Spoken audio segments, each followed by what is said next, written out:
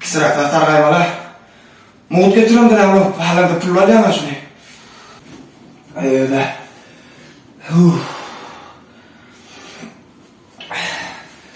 Kayıs kapı karayla. 1-3, 1-4. 1-3 şu olmalı.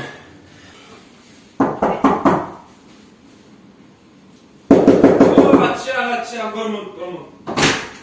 Ağam selamünaleyküm. Aleyküm selam. Tüvölüm ağam. Getirin tırnağı dastakamı. Ay tüvölümü. Zaten yapılayan kini ağam tüvölümü. İyince getir. Ağam bunu nay. Birinci tazılma. 10. da arkamda götürüp getirdim gari. Ey tüvölüm ağam. Zat gerekka. Zat çünkü yandım. Zatın gerekka ağam böyle var. Adam bak getirdim. Lekem kıyım. Maskin yok. Arkamda getiriyor. Zat gerekka. Bolya. Zanı zanı. Niye kalmadı? Zat gerekka diyorsun. Yo düşündüm barcamın benim burulayın. Evet.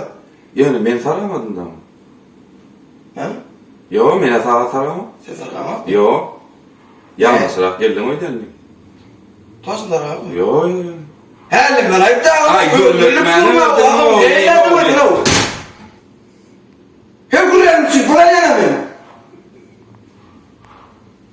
Eyle doğru sarıp verin de ağam. Maskara et de ağam. Tarasın.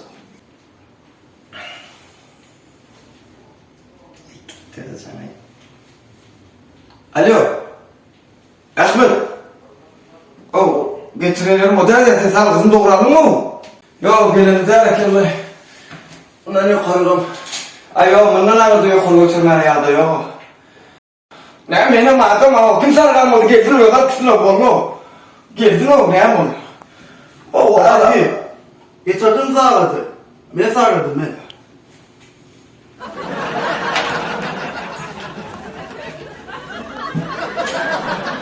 sen sarıldın mı? Allah ne sağladı? Sen sarıldın mı? Koş mu?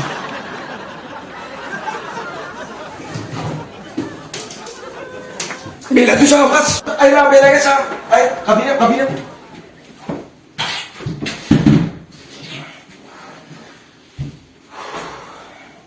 Ya muallim var mı? Yok o zaman. Ben sağladım mı? Allah iyi mi? Hayır kellemle bitmesin ağam.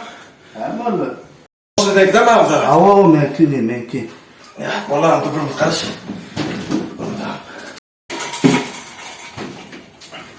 Al ben bozum.